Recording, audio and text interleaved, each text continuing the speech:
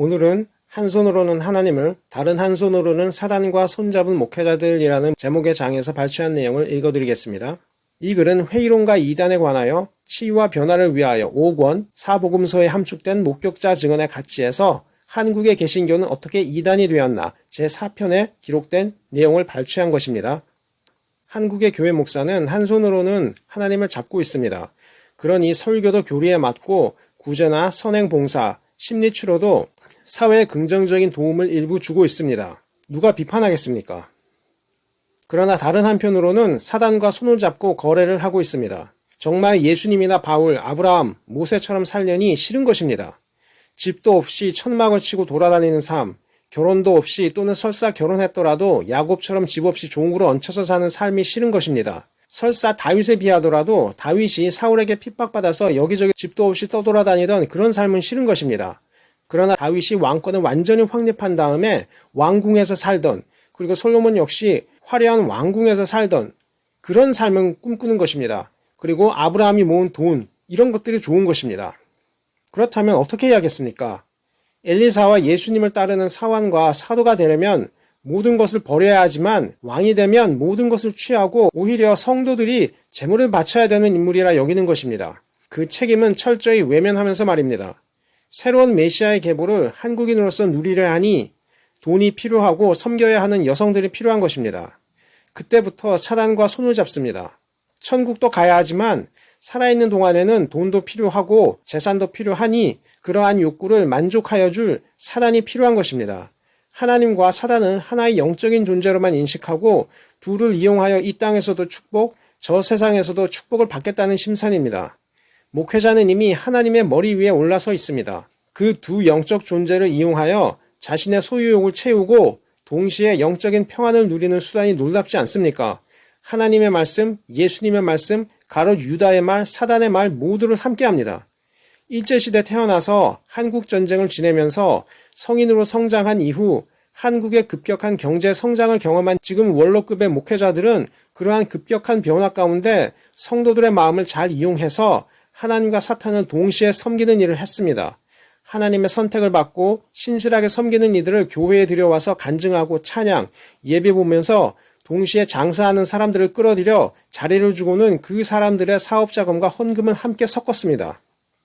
그리고 하나님께서 둘 다 축복해 주시라고 기도했습니다. 그런데 그 기도에 응답이라도 하신 듯 하나님의 은혜를 경제적으로 받고 또 받으니 이제는 그러한 행태를 하나님의 뜻으로 받아들였습니다. 하나님께서는 비록 자신이 원하는 방향이 아니라 하더라도 들어주시는 경우가 있습니다. 헤롯 성전을 보십시오. 로마의 국권 찬탈의 시대에도 하나님을 기리는 성전이 서지 않았습니까? 학계 선지자 시대 지금 초라해 보이는 성전이 언젠가는 모든 나라의 보배가 이르러 화려한 성전이 된다는 약속이 역설적이게도 로마 시대 헤롯 시대에 이루어졌습니다. 물론 예언은 적용할 때 문맥에 따라 또한 각 시대마다 다르게 해석될 수 있으나 은금도 내 것이라 하시면서 맹세하셨으니 물질적으로도 화려한 성전에 대한 예언으로 받아들일 수도 있는 말씀이었습니다. 그 하나님의 뜻이 이루어진 것입니다. 바벨론의 침공은 성전의 파괴를 불렀습니다. 그러나 로마는 유대 성전을 지어주었습니다. 제사장은 하나님의 뜻이 역설적인 방식으로 이루어졌다고 기대했고 자신들이 율법대로 행했기 때문에 하나님의 은혜를 받은 세대라고 여기고 있었을 것입니다. 그런데 예수님은 그들을 맹렬하게 비판하시고 그들의 말과 행위, 불신과 불순종에 대한 심판으로 성전의 파괴를 예언하셨습니다. 그래서 때로는 아무리 당시에는 옳았다고 판단되는 일을 했더라도 사회적인 기류에 편승해서 세상적인 관점으로 일을 해결하려 했다면 그리고 그 행위가 개인적인 차원에서 양심의 문제가 아니고 상대방의 재산을 사기하는 정도였다면 회개해야 하는 때가 있어야 합니다. 성도의 자산이 헌금으로 모였는데 그 헌금에서 신구약 어디에도 없는 월급이라는 형태로 목회자가 사유재산을 취했다면 그리고 성물에 관한 용도가 아닌 개인 용도로 사용했다면 명백한 사기 행위입니다. 그것을 돌이키기보다 더 하겠다는 것입니다. 더 나아가 이제는 관행화하여 자신을 따르는 모든 후배들이 그 종교 사기에 가담하게 방치하고 독려했습니다. 마치 내가 지은 죄 너도 지어라 하면서 심판받으면 같이 받고 용서받으면 같이 용서받겠지 하는 식입니다. 혼자 저지르면 죄책감이 강하지만 여러 사람들과 동참하면 하나님 입장에서도 이렇게 많은 신도를 심판하시지 못하고 결국 용서해 주시겠지. 살인자도 용서하시는데 하나님의 이름으로 사업을 조금 했다고 나를 버리시겠나 하는 것입니다. 이러한 심리가 종교 지도자가 가장 쉽게 빠지는 타락의 길입니다. 다윗도 밧세바를 범할 때 그러한 마음을 가졌을 것입니다. 이단자들 역시 그렇게 자신의 새를 키웠습니다. 아무리 말도 안 되는 교리라 할지라도 가정과 사회를 위해 희생하는 봉사와 심리치유를 전하는 공동체나 대학을 세웁니다. 돈도 많이 들어옵니다. 하나님의 뜻입니까? 하나님은 이 세상에 사는 동안은 기독교인 신자들만 경제적으로 또한 신체적으로 건강하게 지낼 수 있도록 돕지 않으십니다. 우상숭배를 해도 무신론을 믿어도 이단교를 믿어도 다 도와주십니다. 욥이 화가 났던 이유도 바로 그 사실 때문이었습니다.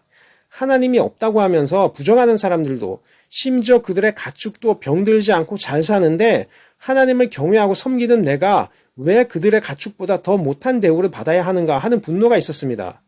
아마 기독교 정통 교리를 믿다가 그와 유사한 이단교로 전향한 사람들 역시 대부분 그러한 분노를 가지고 있었을 것입니다. 이단을 믿어도 정직하고 이웃을 사랑하고 가정을 사랑하라 하는데 기독교 정통 교리를 믿고 이단을 비판한다는 사람들이 이단들보다 더 사악한 행위를 하고도 거짓말을 퍼뜨려 피해자를 모함하면 교리의 정통성은 의미가 없다고 생각하는 것입니다. 그리고 그러한 행태를 방관하는 하나님도 싫다 하는 인식을 가지고 떠나는 이도 있을 것입니다.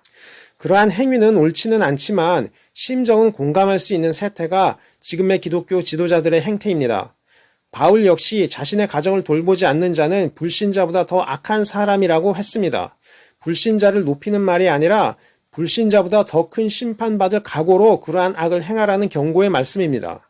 예수님 역시 당시 가난한 성도들을 희생하여 돈을 훔치는 유대 지도자들의 재물 욕심을 비판하셨습니다.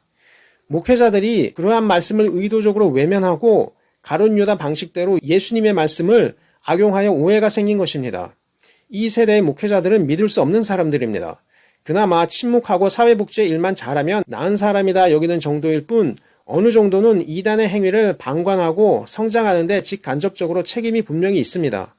경제적인 풍요, 신체적인 건강이 하나님의 축복인 것은 맞습니다. 그러나 때로는 하나님께서 더 큰 신앙 성장을 위해 고난을 주시거나 기다리게 하시려고 신체적인 고통이나 재산을 오히려 줄여서 인내하는 마음, 욕심을 끊는 훈련을 하시기도 합니다. 그러니 신앙적 축복과 신체적 건강이나 재물의 풍족을 항상 인과관계로 엮어서는 안 되는데 한국 교회는 80년대, 90년대 경제적인 부를 축적할 수 있는 시기, 그 유혹에 빠져들었습니다. 그리고 이제는 끊을 수 없는 마약에 중독된 사람들처럼 돈에 중독되어 있습니다. 현재까지 약 50여 년 동안 교회를 한국에서 이끌었다고 하는 원로 목회자들 모두 그 죄에 있어서는 한통속입니다. 내게 절하라. 그러면 세상에 부귀 영화를 주노니 하면서 광야에서 예수님을 유혹한 음성을 이스라엘의 하나님이라고 계속 주장하는 것입니다. 예수님께서 사단아 물러가라 하며 물리치셨던 그 음성을 한국 목회자는 예 하나님 그렇게 주시옵소서 하고 있습니다. 하나님께서는 예배나 예물보다 윤리 도덕을 중시하시고 진실한 신앙심으로 교리를 믿는지 구분하신다 했으나 목회자들은 믿는다고 입으로만 고백하면 행위에 대한 심판은 없다고 주장하면서 그러한 자신만의 신념을 구원의 확신이라고 합니다. 믿으면 심판을 넘어가기 때문에 행위에 대한 심판, 그것이 살인이든지 강간이든지 사기이든지 상관없이 심판받지 않는다고 주장하면서 말입니다.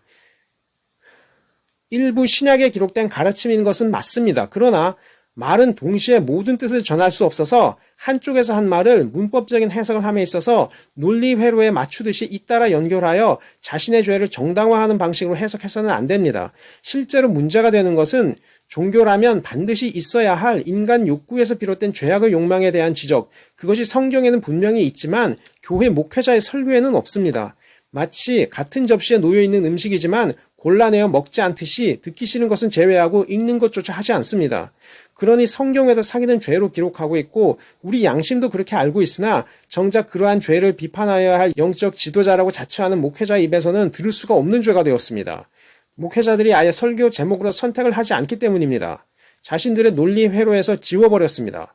용서받았다고 되뇌이면서 말입니다. 정말로 사기를 죄라고 하는 목회자는 없습니다. 그리고는 오히려 대담하게 성경에 기록된 예물이라면서 하나님의 뜻이라면서 성경대로 내지 않으면 저주가 내릴 것처럼 성도들에게 윽박질러서 사기 행위를 하는 것입니다.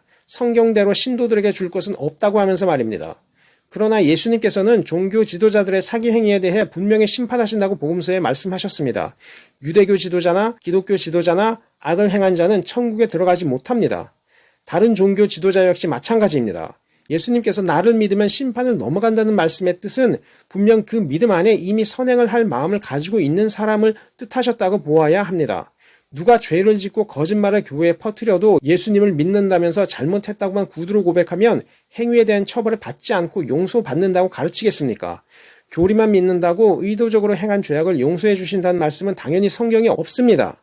오히려 예수님은 이단 교주들, 거짓 선지자들, 그리고 기독교 지도자로서 신유의 집회를 이끌며 동시에 악을 행한 자들을 모른다고 하셨습니다. 예수님은 정확히 그러한 부류의 종교 지도자들을 모두 심판하신다고 기록하셨습니다. 반복하지만 그 구절에는 눈을 가리고 귀를 막습니다. 그러고 나서 목회자들은 끊임없이 악행을 행해도 자동적으로 용서받는다고 주장합니다. 그것이 이단적 사상이라는 것입니다. 심지어 나치 부역자가 천국에 간다는 거짓말을 퍼뜨리고 설사 그 정도는 아니더라 하더라도 얼마나 많은 사람을 죽였는지는 구원에 영향을 미치지 않는다는 주장을 하는 기독교 목회자들은 그 살인마들과 함께 심판받을 준비를 하고 거짓말을 하십시오.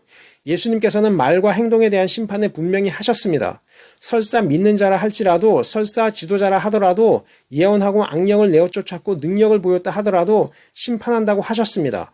악을 행한 자는 모른다고 할 것이라고 분명히 가르치셨습니다. 그 말씀을 거부하는 자들은 분명히 이단의 죄에 해당하는 판결을 받을 것입니다.